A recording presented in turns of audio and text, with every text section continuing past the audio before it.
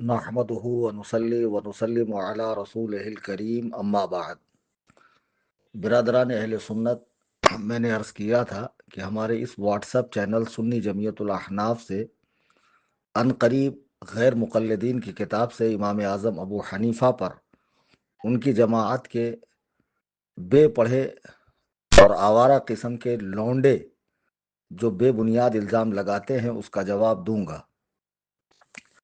अजीज़ान मोहतरम, मैंने इसी चैनल के अंदर चंद रोज़ पहले बताया था कि अंग्रेज़ी दौर इक़्तिदार में 1884 3 दिसंबर को इस नौ मौलूद फ़िरक़े को अहले हदीस नाम दिया गया।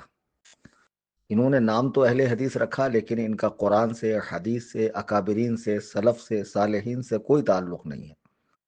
ये आज़ाद ख्याल लोगों का वो टोला है जिसने हरकस व नाकस के हाथ में कुरान व हदीस देकर उसे बाजीचे अतफाल बच्चों का खेल बना दिया कि जो मन में आए करो, धांधली करो, दीन में तबाही मचाओ, बुजुर्गों पर भौंको। ख़ास तौर से सैयदना इमाम आज़म अबू हनीफ़ा कि जिनके मुक़ल्लिदीन लाखों करोड़ों में नहीं, जब से आपकी इक़्तिदा की जा रही है आज तक और सुबह क़यामत तक इंशाअल्लाह आपके मुक़ल्लिदीन की नूरानी जमात रहेगी। करोड़ों अरबों मुक़ल्लिदीन जिनके हैं, जिनमें बड़े बड़े मुहद्दिसीन और नाक़िदुर रिजाल और मुफस्सिरीन, मुज्तहिदीन, मुजद्दिदीन, सूफिया, औलिया अल्लाह शामिल है। उनकी ज़ात बाबरकत पर ये गली कूचों में भटकने वाले लौंडे भौंकते हैं। हाल तो ये है कि अगर इनके सामने उर्दू की चंद सतरें लिखवाई जाए तो इनका इमला दुरुस्त नहीं है, अगर इनसे कोई इबारत पढ़वाई जाए तो इनके तलफ़ुज़ तक दुरुस्त नहीं है।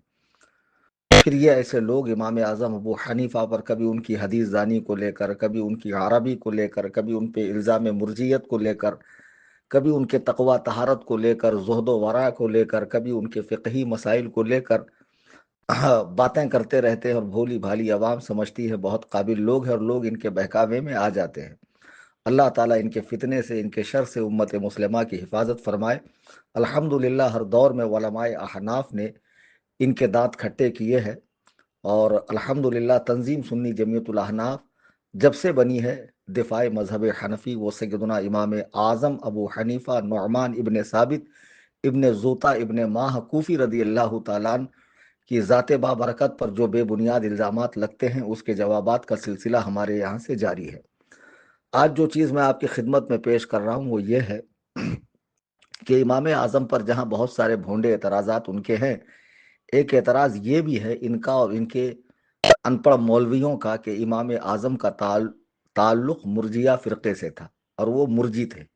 जैसे अहले सुन्नत का मानने वाला सुन्नी होता है, ऐसे ही मुर्जिया का मानने वाला मुर्जी होता है। मुर्जिया फ़िरक़ा असल में ये शुरू इस्लाम में था।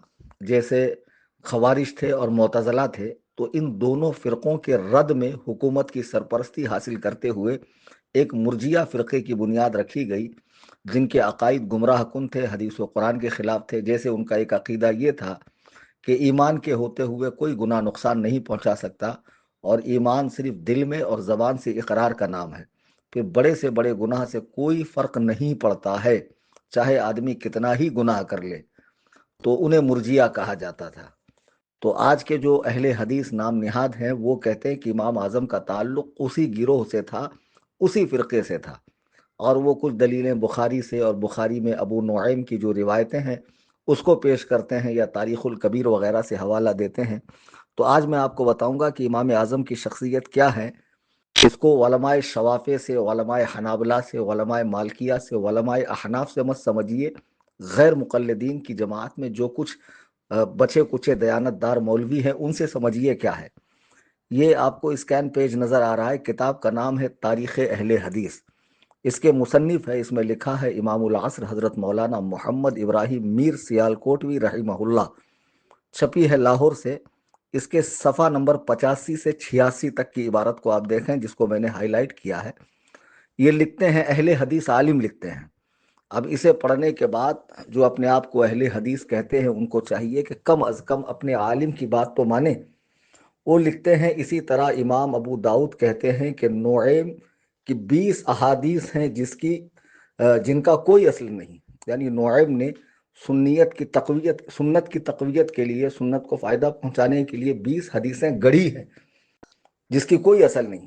آگے یہ لکھتے ہیں خلاصۃ الکلام یہ کہ نعیم کی شخصیت ایسی نہیں کہ اس کی روایت کے بنا پر حضرت امام ابو حنیفہ جیسے بزرگ امام کے حق میں بدگوئی کریں، یعنی برا بھلا کہیں، جن کو حافظ شمس الدین ذہبی، امام ابو عبداللہ شمس الدین الذہبی رحمہ اللہ محتاج تعارف نہیں ہے، فن اسماء الرجال کے امام ہیں، ناقد الرجال ہیں، بہت بڑے عالم ہیں، اور ان کی شخصیت دیوبندی، اہل حدیث، اہل سنت بریلوی سبھی مکتبہ فکر میں مسلم ہے۔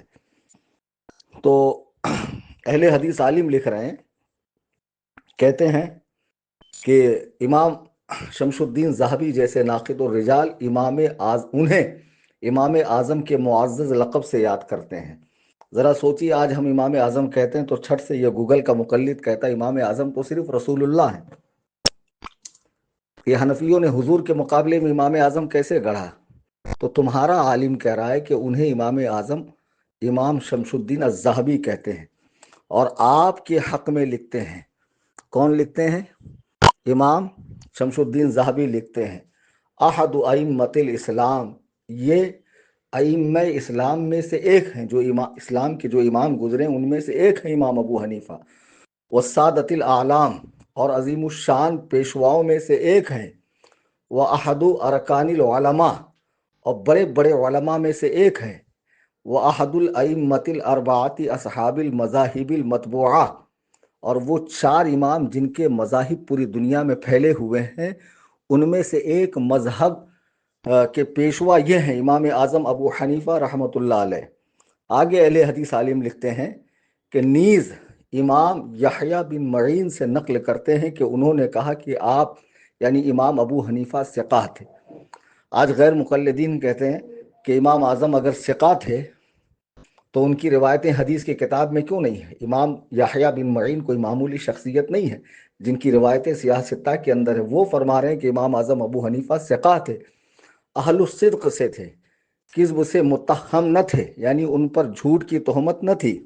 نیز عبداللہ بن داؤد سے نقل کرتے ہیں، انہوں نے کہا کہ لوگوں کو مناسب ہے کہ اپنی نمازوں میں امام ابو حنیفہ کے لیے دعا کیا کریں، کیونکہ انہوں نے ان پر فقہ اور سنن نبویہ کو محفوظ کیا۔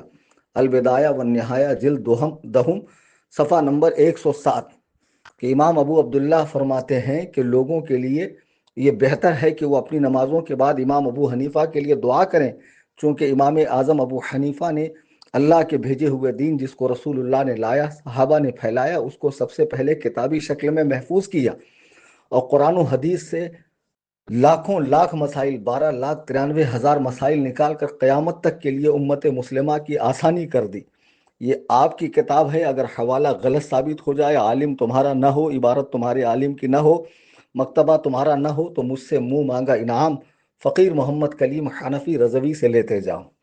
قیامت کی صبح تک تم اس حوالے کو غلط ثابت نہیں کر سکتے ہو۔ عزیزان محترم، الحمدللہ ہمارا چینل ہمیشہ فرقہ باطلہ کی دھجیاں اڑاتا ہے، ان کے بھونڈے اعتراضات کے علمی جوابات دیے جاتے ہیں۔